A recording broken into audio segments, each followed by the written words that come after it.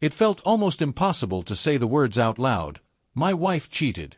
The sentence didn't seem to belong to my life. It was something you read in novels, overhear in hushed conversations, or see play out in movies. But this time it wasn't someone else's story, it was mine. It was my marriage. My heart. My life that was torn apart. I discovered the truth in the worst possible way. Her phone, left unlocked. A string of messages.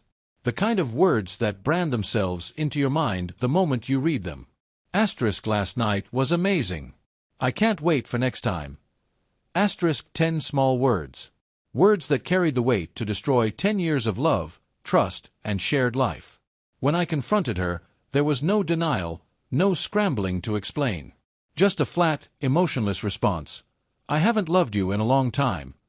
No apology. No regret. Just a confession delivered with a kind of indifference that hurt even more than the betrayal itself. I couldn't breathe in that house anymore.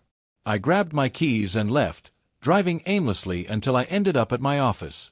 At first, I told myself it was temporary, just one night away, maybe two. But as the days went on, staying at work late into the night became my escape.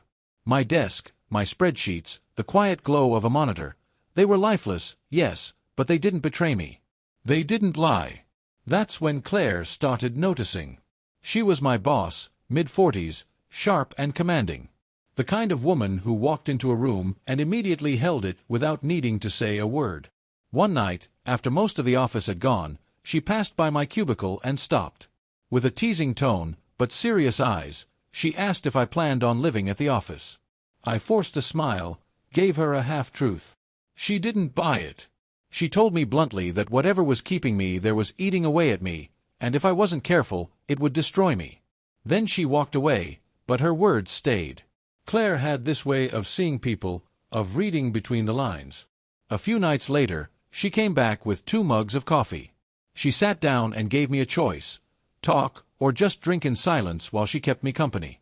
And piece by piece, I broke open. I told her about the texts, about the betrayal, about how numb I'd become. She didn't flinch, didn't offer pity, didn't try to fix it. She just listened. When I was done, she looked at me and said softly but firmly, asterisk, she's a fool. And you? You're not as broken as you think. Asterisk.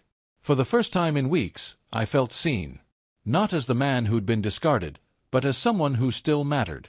From then on, Clare made sure I was never left drowning in silence. Sometimes she'd bring coffee, sometimes her assistant Jenna would join us.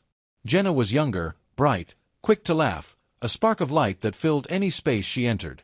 The 3 of us would sit in Clare's office eating takeout, joking, talking about things that had nothing to do with work. Slowly, I felt myself breathing again. It wasn't romance, not at first. It was survival. It was about connection, about having people who reminded me that I wasn't invisible. But connection has a way of building into something deeper. The office began to feel less like a prison and more like a place where I was rebuilding myself. One night, after Jenna left, I stayed behind with Clare. The city lights spilled through her office window, bathing the room in a soft glow. We sat in silence for a long time until she finally spoke. You can't keep living like this, punishing yourself for her mistakes. I looked down at my hands and admitted I didn't know who I was without my wife. Clare leaned in, her voice calm but firm. Then it's time to find out. That shook me. It wasn't pity. It was a challenge. A reminder that I wasn't finished, that I had more to live for than just the aftermath of betrayal. And then she said words that still echo in my mind. Come with me instead. She didn't mean an affair. She meant life. Movement. Refusing to stay trapped in the shadows of what someone else had done to me. That night, I followed her out into the city. We walked for hours under quiet streets, talking about nothing and everything.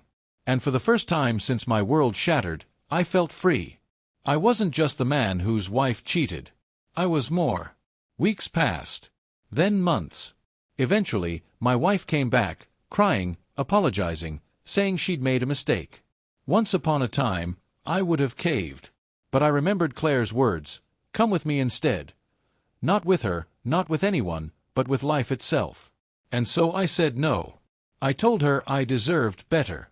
When I hung up the phone, The silence didn't feel heavy anymore. It felt like peace. Claire and Jenna hadn't saved me. They reminded me I was worth saving. That betrayal doesn't define you. What you choose to do after it does. Yes, my wife cheated. That's how the story began. But how it ends, that's mine to decide. And I chose to move forward.